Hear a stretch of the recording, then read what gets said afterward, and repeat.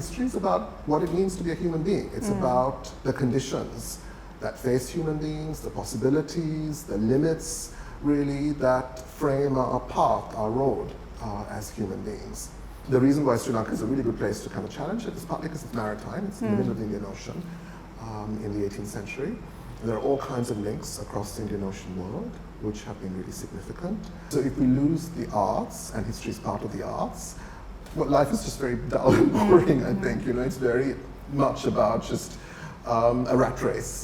There are no lessons here for the present, but I think it's a kind of deep understanding of what it means to be a human being in Sri Lanka. You know, the path that we've taken, where we've come from, who we are. So with the Chinese coming in at this moment, not to be political at all, but if you were to look at China as the country, what sort of values, what sort of cultural changes do you envision could happen, would happen because of the port city, financial city, and more Chinese coming into Colombo and stuff like that? As we face this new moment, we shouldn't be, you know, we shouldn't just have a doom narrative. We should actually sort of think about it as a moment for Sri Lankans to be strong. About how Sri Lanka, you know, we have this island mentality, everybody talks about it, right? Absolutely. Where we think that we are the only ones who've been through these experiences, and your studies have shown you, perhaps more than other people, that there are other countries that we have parallels with.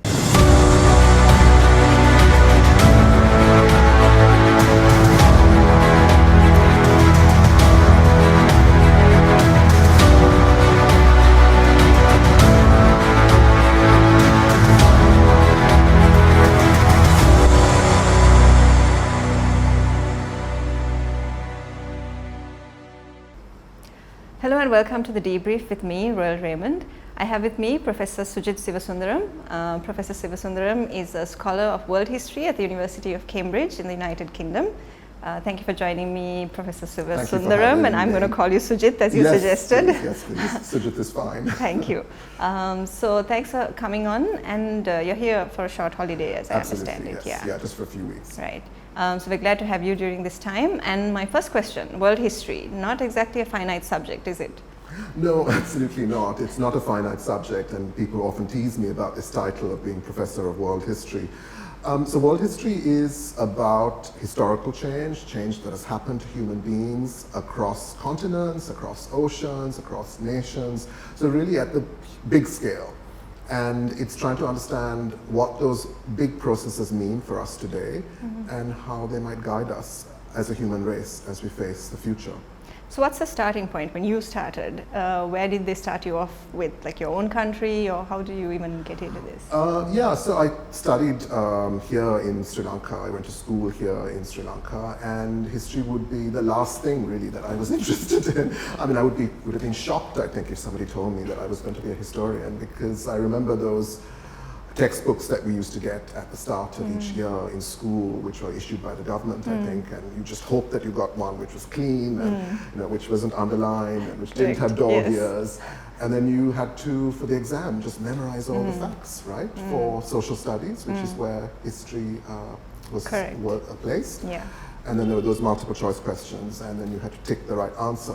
And so it was a really boring subject, really dry, really about memorizing and regurgitating information.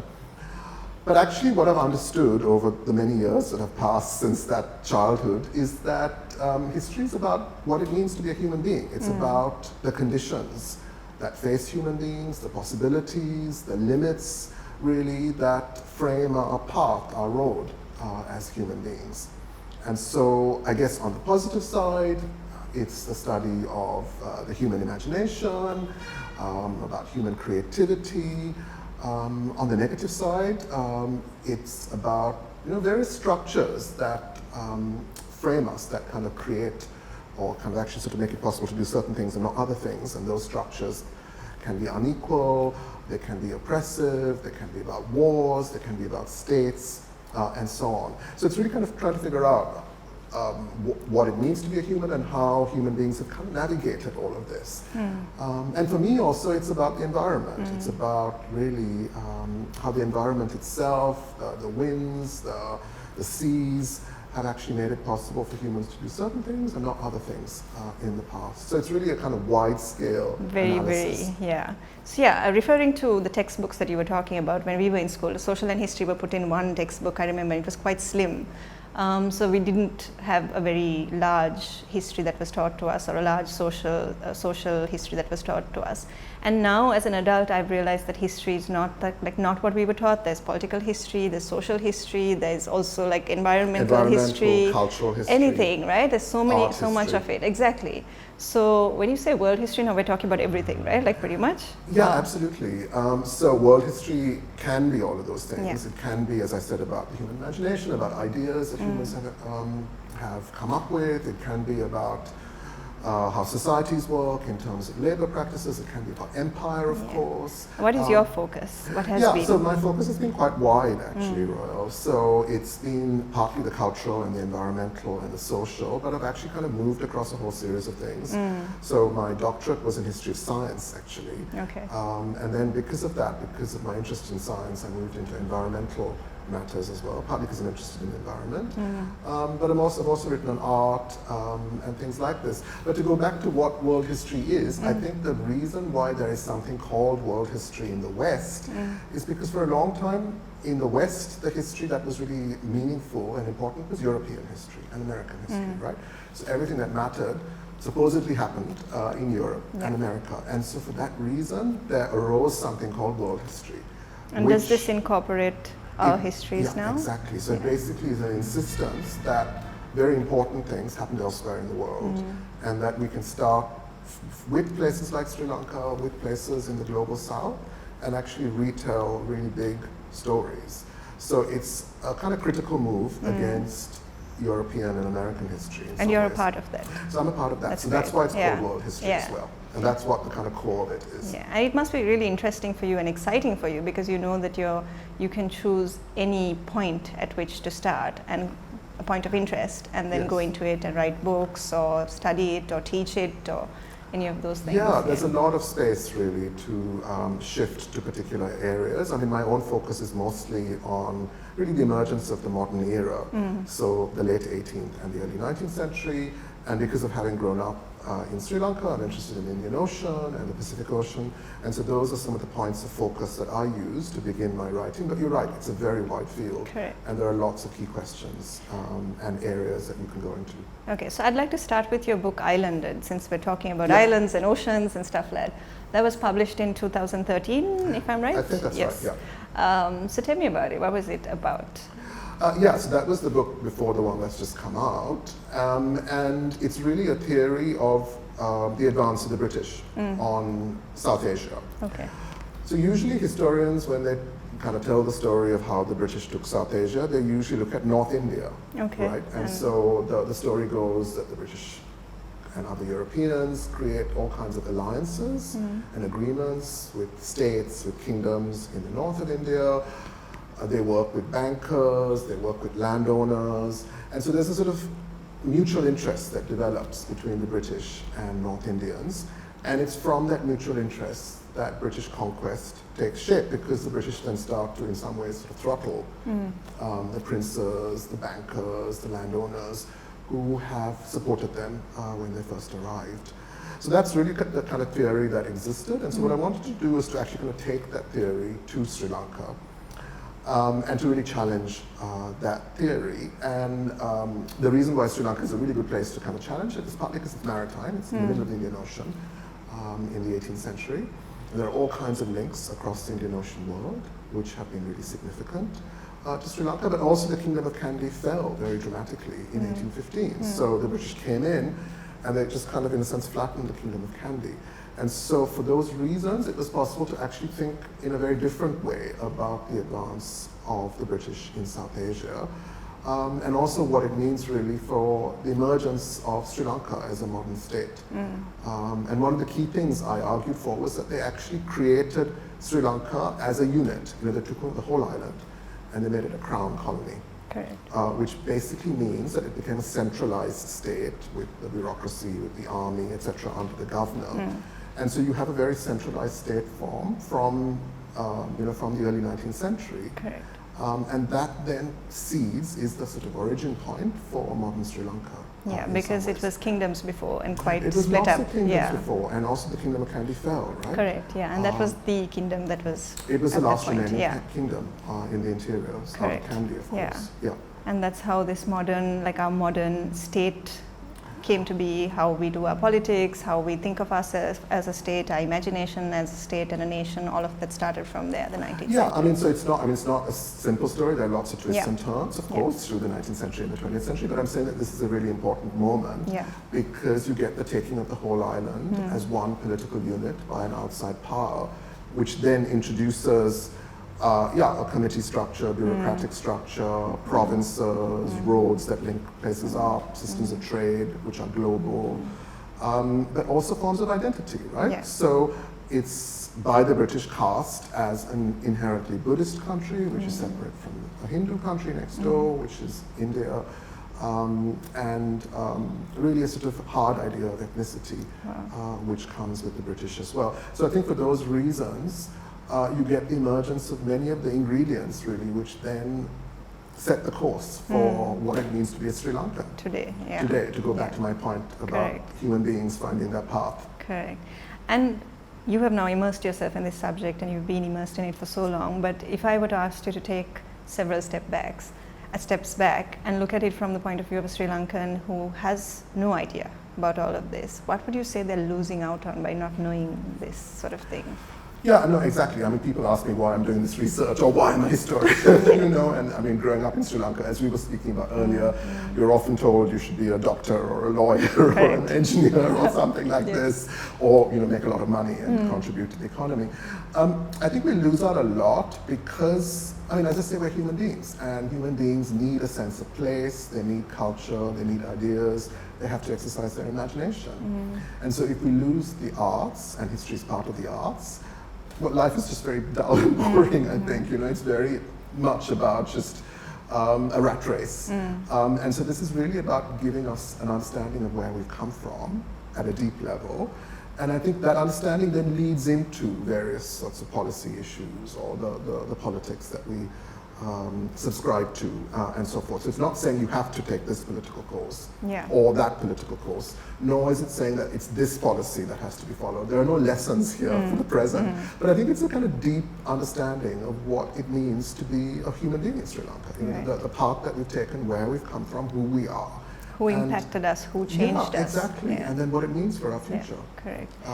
Yeah. Going back to islanded and also linking to what you said about Sri Lanka being a maritime hub, and it still is, I also wanted to link it to something we said in a conversation we had before about the port city, and there's a lot of history there that you are aware of. Would you be able to discuss a little bit? Yeah, sure. So, I mean, so islanded you've got in your hand there, and so this is Waves Across the South, which just came out recently. So I'm actually kind of starting to think about a project for the future, and so I'm actually really interested in Colombo, and in some ways, the reason to start researching Colombo is because of the pandemic. I was stuck in the UK feeling very nostalgic about home and thinking, oh, I wish I was in Colombo, walking the streets of Colombo. So I started to do some reading on the history of Colombo, and it's fascinating actually, because of course it's a city that has developed through multiple waves of colonization, Portuguese, Dutch, and British. But before that, of course, it was a Muslim settlement. So one has to begin with Islam if one is thinking about the origins of Colombo. And then, of course, yes, the Chinese moment today.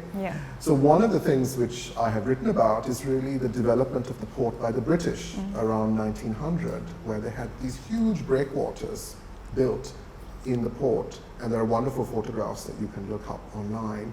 And those photographs are very similar to the photographs that we now take of the development project now, right? Which is also about, you know, creating a maritime space into which, you know, lots of ships can come and into which lots of commerce can come. And so the point that I'm making here is that actually Colombo has been taken over repeatedly by outside forces and so forth and developed in certain ways. And we need to understand that if we are to actually face this new moment where Colombo is going to change dramatically once again. And also we've got to understand that it's not a natural harbor, right? It became a place, it was a place through time, which has been engineered and changed to make it possible for it to be a city. So all the canals, which are right across the city, are actually a good indicator of how other people have changed this landscape as well. It was a wetland landscape, and it has been engineered very heavily to become a place where people can live. And if you think about it, I mean, Sri Lankans have only, in modern history, Sri Lankans have only really been in charge of it for over 70 years. Yes, of course, Yeah. it's heavily colonial, right? Correct. If you think about Petta and Fort and really how certain people lived in certain areas and certain communities lived in certain districts and so on, it was heavily sort of colonial, racial city in many ways. But I think, what I'm saying is that actually that is another example of how history can give us a sense of how to face the challenges. So I had not meant to ask you this question, but it's just coming up right now. So I'm thinking, okay, so when the British came, and the British for me, it's the closest example because they were the last to leave, and their impact is, I suppose, in some ways still here. We know that with them came cultural values that are still very much in parts of Sri Lanka and our school systems and a lot of it. So with the Chinese coming in at this moment, not to be political at all, but if you were to look at China as the country, what sort of values, what sort of cultural changes do you envision could happen, would happen because of the port city, financial city, and more Chinese coming into Colombo and stuff like that? I think one of the things that we can be confident about is that Sri Lankans have exercised a great deal of agency in facing invasions and outsiders and outside forces, and they have actually sort of shaped those changes for themselves. And that's something that I'm aware of looking at the British period, but also the Portuguese and the Dutch period. Yeah. That's very, very clear, right? And so as we face this new moment, we shouldn't just have a doom narrative. We should actually sort of think about it as a moment for Sri Lankans to be strong and to engage with this moment in a way that actually sort of suits them, and which is to their own advantage. And that could be cultural advantages as well, right? Because there's no reason why we have to face the West all the time in terms of language, in terms of culture, and so forth. However, I think it's really, really important to resist all kinds of imperialism at the same time. And that's also something that Sri Lankans have been very good at. So some of the things I've written on include rebellion. So if one thinks about rebellion against the British, huge numbers of rebellions, small rebellions, big rebellions, right through the early 19th century. Against the British, right? And if we think about that history, we know that we are actually rebellious people. Yeah. You can see it with the trade union protests. No, absolutely, yeah. So, if we are a rebellious people, then we can carry on being rebellious too. So I think what I'm saying here is that we shouldn't be, totally pessimistic, but we have to be active, full of agency in facing this moment, and also we should shape any cultural change in a way that's fitting with our history. That's great. That's a really great perspective to share, and I hope with our audience that it will resonate as well. I also wanted to ask you about, we were talking before when we met about de-exceptionalism, the concept. Did I say that word? I said that word. You did.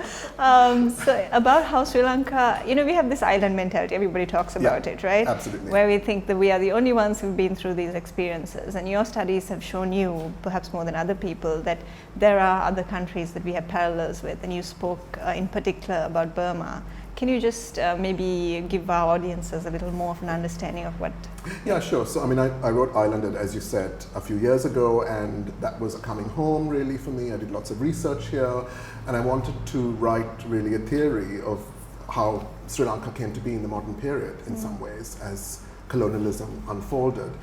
So once I did that, I thought, hang on a minute, I should place this story in a bigger canvas because it's not. There's a lot of history that's happened in Sri Lanka. As I said earlier, it's been multiply colonized. We lost the Kingdom of Kandy. And so there are certain exceptional features, there's no denying it. But there are a lot of parallels between Sri Lanka and other places in the Indian Ocean world and the Pacific Ocean world. And so that's why I wrote this book, which is Waves Across the South. So it has a few pages on Sri Lanka, but not more than that. Okay. And the whole idea was to actually think about how a place like Sri Lanka fits next to Singapore, next to Mauritius, next to Tasmania, next to Tonga, and I actually traveled to all of these places and did research in all of those places in this period of the late 18th and the early 19th century, right? Wow. So I think if I was to summarize very quickly, what I'm saying in the book is that that period is a huge period of change, and uncertainty. People didn't know where things were going to head. It was an age of revolutions. There was a French Revolution, American revolutions. Lots of political change was happening, and there was a similar process of change in all of these islands in the Indian Ocean and the Pacific Ocean, which were impacted by this age of revolutions. So, yeah, so we can place certainly the history of Sri Lanka next to the history of Burma, or next to the history of Mauritius. There were links between rebels, for instance, in Mauritius and Sri Lanka. From Mysore in South India, Tipu Sultan of Mysore, it's a famous prince, has connections with Mauritius. So there are these links across the Indian Ocean. Towards Burma, there are monks going back and forth, for instance, bo trees growing, for example, kings actually being in correspondence prior to the fall of the Kingdom of Kandy. There are kind of embassies and so on. So there are all these connections across the realm of the Indian Ocean, which we need to keep in mind. Now, the reason why that's actually really significant is because when we face a challenge, you know, it could be empire, it could be national, whatever it might be, when we face a challenge, we've got to kind of actually draw on the resources of neighbors. You know, solidarity with others is really, really significant for human beings. And so to understand how our history also has parallels with other histories can be really meaningful for just the resources that we have as human beings, to understand that other people have faced similar things, right? Yeah, so that really is what Waves Across the South is trying to do. And throughout the book, what I tried to do also is to bring to the front really a whole series of people, you know, biographies, so Tasmanian women, or you know, scribes, pundits in Singapore working with Raffles, or etc., etc. So lots of people from right across this world. So in the Sri Lankan case, for instance, I write about a man called Asana, who is a Javanese fighter. Okay, interesting. And this Javanese fighter fights for the last king of Kandy, but then he fights for the British. Oh, okay. And then he fights against the British, or is in contact with various rebels who are fighting against the British. The British tried to banish him to Java. There's a ship waiting in Goa, but then he jumps ship at Ambalangoda and does his own thing. And then the Great Rebellion, 1817, takes off, and those rebels are in touch with him. Now that's just a very small story, and it's just a few paragraphs in the book, I think. But it's that kind of story, really, which is a story of connection. It's about Java, it's about Sri Lanka, it's about an individual showing a great deal of ingenuity to find their own path when things are changing so much. There are so many different regimes. That's the kind of thing I'm interested in writing about. And it's super interesting because you find that, I mean, when we talked about why history was important, a lot of the time people look at history as sort of, I know you don't really subscribe to this, but people look at history as sort of, we should decide on what path to take in the future based on what our ancestors took, or this is the way that Sri Lanka has always done it, and this is how we've always done it. But we have only this one narrative, it's one very simple narrative, and all of these are alternate narratives that you're bringing in, even when you're talking about world history, including histories of the South, the global South. So what do you think, like for me listening to this, I'm thinking about how do you get this across? Like, I mean, a book is a first step. But what would the other things, what other options would be, like what other options would you look at? Like for instance, would you think of this guy you talked about, what did you say his name was? Asana. Asana. So I mean, would you think about writing a script for a film based on Asana? Yeah, sure. I mean, I think history is always collaborative, and one has to collaborate with artists, one has to collaborate with drama people, with musicians, with with writers of various kinds, with you, Roel, and your work, for instance. And I think, and that's fitting because that's the nature of this enterprise of writing, right? And so certainly, I mean, I'm based at university, and so I write certain kinds of books which are based on research because that's part of my job. But yeah, it's great seeing some of the material picked up in an exhibition in the museum. Yeah, and making it more accessible, I feel, to people, and that's part of why, like I said, I wanted you to be here, because I want what you study and all of this wealth of knowledge to become more accessible. No, I totally agree, and so it needs to be translated across languages, it needs to be actually visualized in various ways and dramatized in various ways as well, and that's how it enriches our understanding. So it's a kind of long process, it doesn't happen overnight. And it requires a lot of people to work together. It requires a movement of artists and intellectuals to make that possible. And so all I can do is sort of, do my bit Yes. and write my books. But I hope I inspire you to do more in that. Sure. Yeah, it's a in challenge. that. You've provided a challenge. Not just, the books also, but also to think more, think of doing things perhaps collaboratively even with us. Yes, absolutely. To do things in a way that would be more accessible, like I said. No, absolutely. This is why it's great to have this conversation. Correct. And more of these. We'll have more conversations Yes. as time passes. Yes. So thank you again for joining me. I feel this is a very brief introduction to what you do and what you study and how important all of this is to Sri Lanka's history and to us personally as people and our identities and our identity as a nation. So I really, really hope I could have you again, maybe when you're back in Sri Lanka, which is something I hope you do quite regularly. I hope to, yes. Okay. Quarantine permitting. Yes. Thank you for being on the show, and I'd love having you. And I'll catch you soon. Well, good luck with the series, Thank and you. it's been a real pleasure to talk to you. Thank you.